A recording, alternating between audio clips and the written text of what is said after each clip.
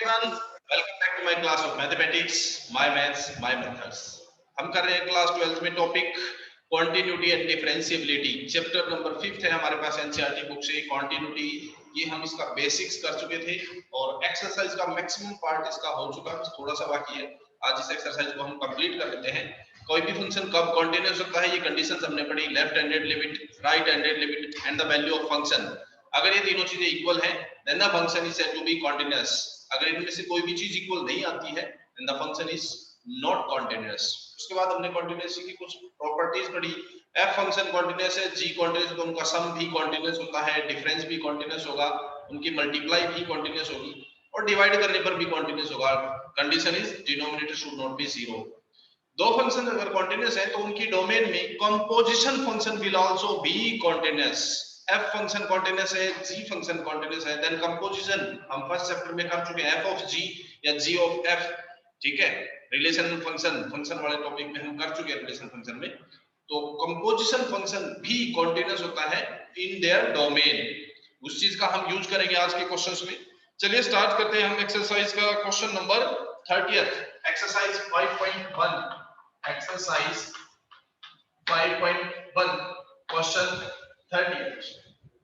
Question है हमारे पास, find the value of a and b such that the function defined by the function is given as function fx, it is equals to 5 if x is less than 2, less than or equal to 2, if it is equals to ax plus b if x lies between 2 and 10, and it is 21 if x is greater than or equals to 10. Find the value of a and b such that the function is given as continuous. ये function continuous given है, we need to find the value of a and b. तो हम direct इनके critical points पे check करेंगे क्योंकि continuity check नहीं करनी, इसमें हमें वैल्यू फाइंड करनी है। कंटिन्यूटी तो गिवन है, so we will check the function at x equals to 2, x equals to 2 पे चेक करते हैं हम value of the function.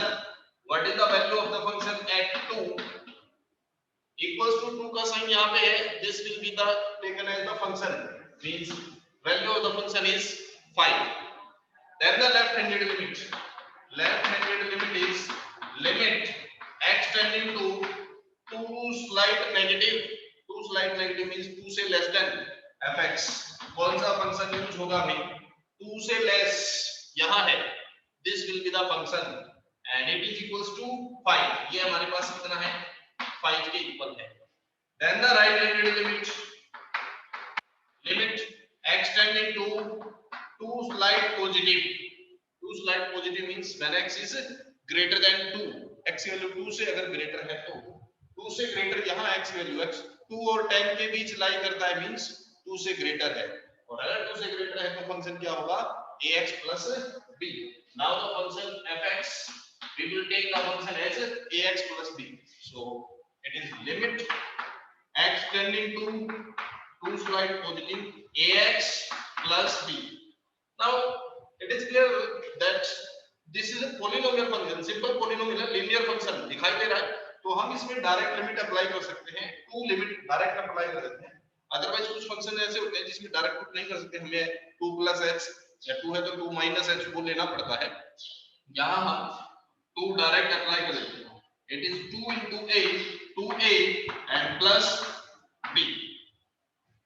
Now given that the function is continuous, so left handed limit will be equals to right handed limit, which is 5, it is equals to 5, left handed limit and right handed limit will be equal, so we can write left handed limit equal to right handed limit as the given function is continuous and also the value of the function, so we can write 2a plus b equal to 5, equation number 1।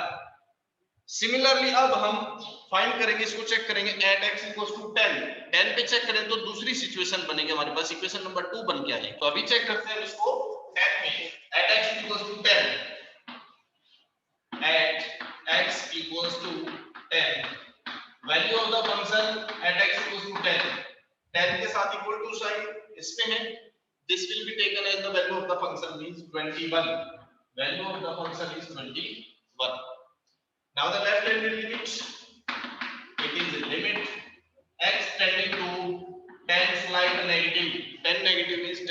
Then 10 से less यहाँ पे है, function कौन सा हो जाएगा ax plus b, ax plus b, put the limit 10, हम limit apply कर देते हैं, इसमें क्या बनेगा 10a plus b and the right handed limit, right handed limit क्या है, limit x tending to 10 slide positive, x tending to 10 slide positive greater than 10 यहाँ है, तो ये फंक्शन लिया जाएगा 21, तो इट इज इक्वल्स टू 21 आएगा।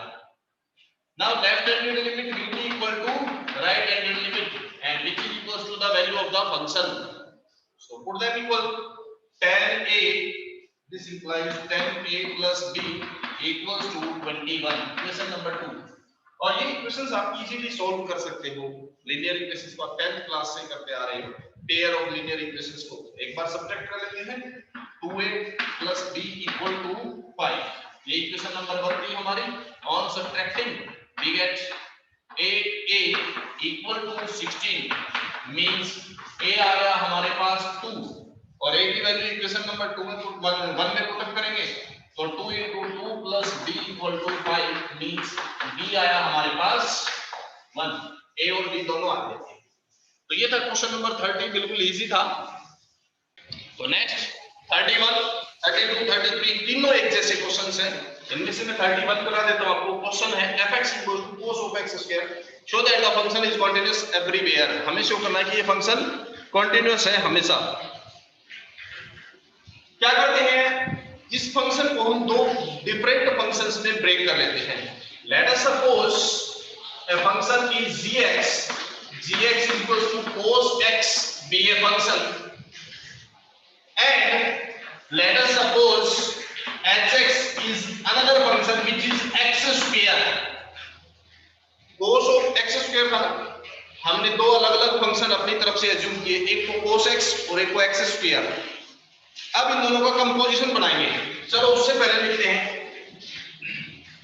gx equal to cos x, कैसा फंक्शन है, कोसाइन फंक्शन। मैंने कुछ फंक्शन बताए थे जो रियल नंबर्स के केस में क्या ले जाते हैं, कंटीन्यूअस ले जाते हैं। साइन फंक्शन, कोसाइन फंक्शन है, मॉडुलस फंक्शन है, हमारे पास पॉलिनोमियल फंक्शन है, हमारे पास सिंपल पॉलिनोमियल है, जो ठीक है, एक्सपोनेंशियल फंक्शन है, इस तरह के बहुत सारे फंक्शंस आपको बताए थे जो कंटीन्यूअस होते हैं। So we can write gx equal to cos x, कैसा फंक्शन है, being a cosine function, it is continuous for all real numbers. We know that this is a continuous function, and similarly hx is equals to x square, कैसा function है, polynomial, being a polynomial function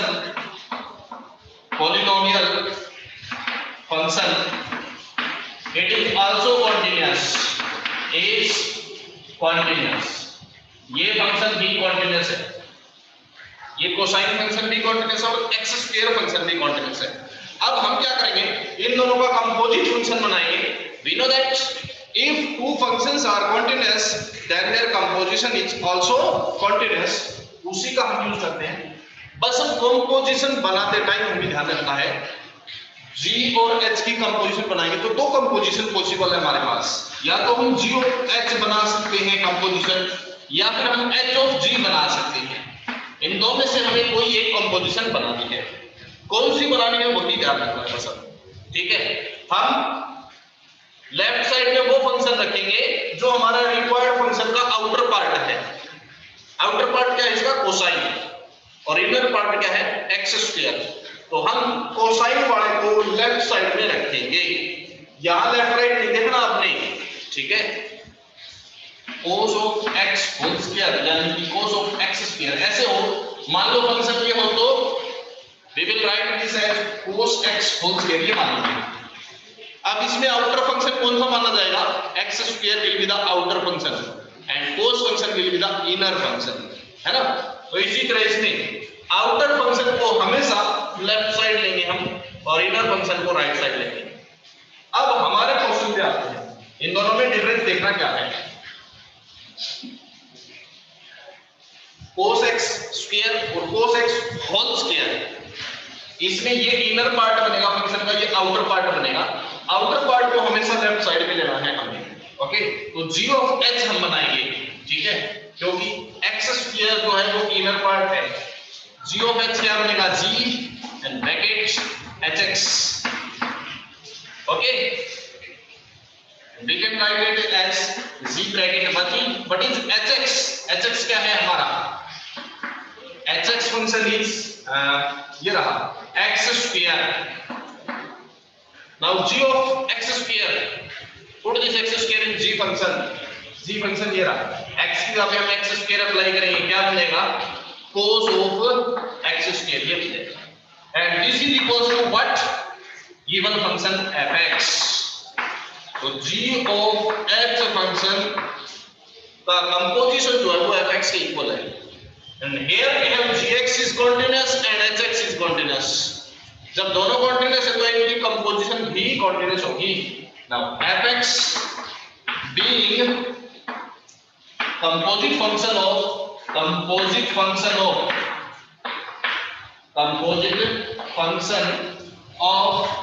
two continuous functions, कौन-कौन से हैं continuous, hx and gx, इन दोनों का composite होने के कारण fx is also continuous, fx is also continuous। तो ये fx फंक्शन भी हमारा क्या होगा, continuous होगा, क्योंकि fx क्या है, इन दोनों के कंपोजिट फंक्शन के इक्वल है, और ये दोनों सेपरेटली क्या है, continuous है। अगर दोनों फंक्शन continuous हैं तो उनका कंपोजिट फंक्शन भी continuous होता है, और ये इसके इक्वल है, means fx function is also continuous here। ये था हमारा क्वेश्चन नंबर 31। 32 और 33 भी इसी तरह से है, बस मेन हमें यही ध्यान रखना है कि कौन से फंक्शन को इनर बनाना है, कौन से को आउटर बनाना है, ठीक है। 32 में क्या है, cos x modulus, cos x it is modulus. तो दो फंक्शन मान लेंगे, एक फंक्शन हो जाएगा gx मान लिया cos और hx मान लिया मॉडुलस। अब बस यही ध्यान रखना कंपोजिट बनाते टाइम इसमें मॉडुलस आउटर पार्ट है, cos इनर पार्ट है, और उससे अगला जो है वो sin और x मॉडुलस। तो इसमें भी दो फंक्शन मान लेंगे, एक फंक्शन sin x और दूसरा मॉडुलस x, फिर से कंपोजिट बनाएंगे। तो सेम पैटर्न से होंगे उसके 32 और 33 भी। इसके बाद 34 क्वेश्चन में करा देता हूं आपको। Next question 34 is fx equal to mod of x minus mod of x plus 1। Continuity check करनी है या डिसकंटिन्यूटी, जो भी है फंक्शन कहां कंटिन्यूअस है कहां डिसकंटिन्यूअस है वो चेक करना है। हम क्या करते हैं, मॉडुलस को ब्रेक कर लेते हैं, मॉडुलस हटा लेते हैं। मॉडुलस हटाने के लिए क्या करेंगे, एक बार फर्स्ट मॉडुलस को 0 रख के देखा, सेकंड मॉडुलस को 0 किया, यहां से x आया 0 और यहां से आया -1, तो इसके दो ब्रेक पॉइंट बन गए हमारे पास, -1 एंड 0। तो हम क्या करते हैं, इसकी लिमिट को -1 और 0 पे ब्रेक कर देते हैं। x is less than equal to -1, -1 से लेस, -1 से 0 और 0 से ग्रेटर। जब x लेस देन -1 है तो फंक्शन क्या बनेगा, क्या करेंगे, मॉडुलस को खत्म करेंगे। -1 से लेस कोई भी वैल्यू ले लो, मान लिया हमने -2 ली, let us suppose we have -2। अब -2 तो मॉडुलस हटाने के लिए क्या करेंगे, हम माइनस बनाएंगे, तो नेगेटिव ऑफ x बनेगा। -2 क्या है, एक नेगेटिव वैल्यू है, जो भी वैल्यू इसके अंदर पुट कर रहे हैं, अगर माइनस साइन आए तो हम बाहर माइनस लगा देंगे, प्लस साइन आए तो बाहर प्लस लगा देंगे, बस ये ध्यान रखना। x यहाँ पे -2 पुट करेंगे, मॉडुलस के अंदर माइनस साइन आ रहा है तो हम क्या करते हैं, माइनस साइन लगा देते हैं। -2 पुट करें तो -2 प्लस 1, -1 बचा, यहां भी मॉडुलस के अंदर माइनस बन रहा है तो मॉडुलस हटाने के लिए माइनस साइन हम लगाएंगे, माइनस ऑलरेडी है, प्लस बन जाएगा, ये बन गया। तो क्या बन गया, x -x से प्लस x कैंसिल हुआ, फंक्शन इज 1, फंक्शन की वैल्यू बन गई 1।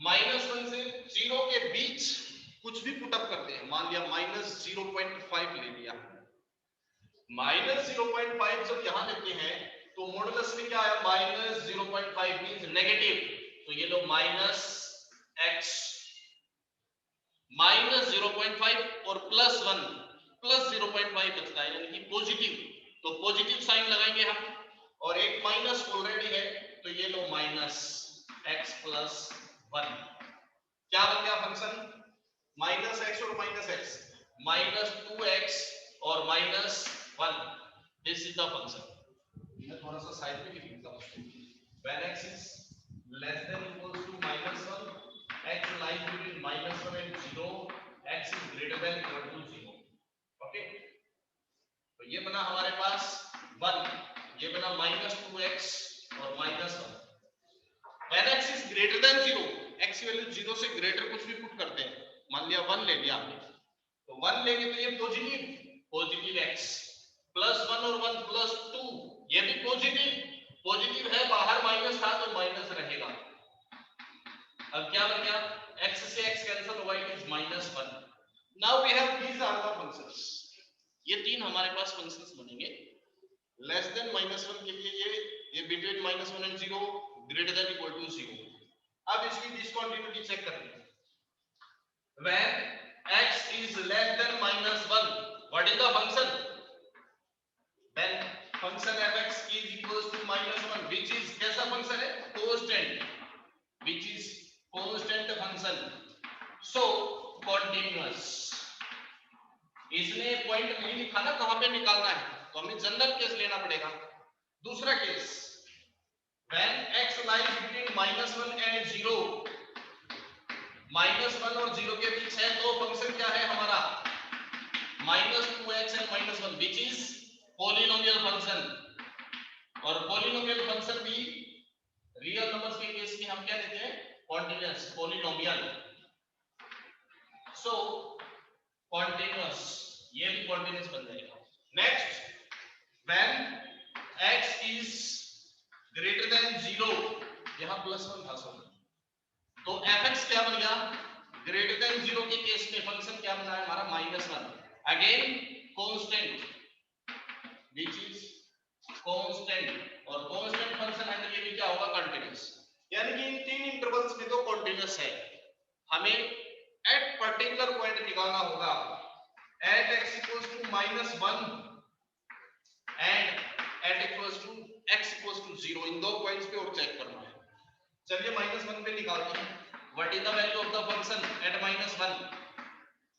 के साथ इक्वल टू साइन यहां है फंक्शन की वैल्यू क्या हो जाएगी 1 आएगी लेफ्ट हैंड लिमिट क्या बनेगी -1 पे लिमिट एक्सटेंडिंग टू -1 पे स्लाइड नेगेटिव -1 से लेस है तो अगेन दैट इज 1 यहां पे भी 1 बनता है राइट हैंडेड लिमिट क्या बनेगी लिमिट एक्सटेंडिंग टू 1 पे स्लाइड पॉजिटिव -1 से ग्रेटर फंक्शन या -1 से 0 के बीच मींस -1 से ग्रेटर तो फंक्शन होगा -2x and -1 simple linear function है डायरेक्ट लिमिट अप्लाई कर सकते हैं लिमिट क्या है -1 लिमिट है हमारी -1 ये था -1 पे स्लाइड पॉजिटिव ऐसे ओके लिमिट है -1 तो डायरेक्ट अप्लाई कर देता हूं मैं -1 लिमिट अप्लाई करेंगे तो क्या बनेगा अभी +2 और -1 इट इज +1 तीनों केस में वैल्यू सेम आ रही है so continuous function is continuous at x equal to -1 अब 0 पे चेक करते हैं at x equal to 0 at x equal to 0 पे क्या होगा value of the function is equal to 0 इसमें था value is -1 left handed limit लेते हैं limit x tending to 0 slide negative 0 से लेस यहां पे है -2x -1 अप्लाई कर दो लिमिट 0 तो क्या बन जाएगा -2 into 0 and -1 it is again -1 and right handed limit extending to 0 slide positive 0 से greater यहां है तो value of the function is -1 again all the three values are same यहां भी फंक्शन क्या है continuous less than -1 पे continuous -1 पे भी continuous -1 से 0 के बीच continuous 0 पे continuous and greater than 0 पे continuous means the function is continuous for all real number पूछा था पॉइंट ऑफ डिसकंटिन्यूटी, क्या कोई पॉइंट डिसकंटिन्यूटी का है? There is no point of discontinuity in case of real numbers, ठीक है। इसमें कोई ऐसा रियल नंबर नहीं है जिस पॉइंट पे ये फंक्शन क्या हो, डिसकंटिन्यूअस हो। आप एक चीज, अगर ये क्वेश्चन शॉर्ट में आता है, 1 मार्क्स में आता है, तो आप डायरेक्ट भी लिख सकते हैं, this is a modulus function, you know that modulus function is continuous function, and this is again modulus function, this is also continuous function. ये मान लिया f फंक्शन, ये g फंक्शन, ये भी कॉन्टिन्यूअस, ये भी कॉन्टिन्यूअस, वी नो दैट दोनों continuous function है, तो इनका डिफरेंस भी कॉन्टिन्यूअस होगा, तो दिस इज आल्सो कॉन्टिन्यूअस। आप ऐसे भी कर सकते हैं अगर शॉर्ट में आता है ये क्वेश्चन तो, बट अगर 4 या 5 मार्क्स में ज्यादा में आता है तो आप कंप्लीट सॉल्व करके दिखाएं, शॉर्ट में आता है तो आप डायरेक्ट कर सकते हैं, ठीक है। तो ये हमारी एक्सरसाइज यहाँ कंप्लीट होती है, कॉन्टिन्यूटी पार्ट खत्म होता है। इसके बाद हमारा नेक्स्ट पार्ट आएगा डिफरेंशिएबिलिटी यानी कि डेरिवेटिव्स, हम फाइंड करेंगे डेरिवेटिव्स कैसे फाइंड करेंगे, सारा प्रोसेस बेसिक आप वैसे भी 11th में पढ़ चुके हैं, बट हम कंप्लीट डेरिवेटिव्स नेक्स्ट क्लास में पढ़ेंगे। आज के लिए हम इतना ही करते हैं, मिलते हैं नेक्स्ट क्लास में फिर से, तब तक के लिए thank you very much and have a nice day, bye bye.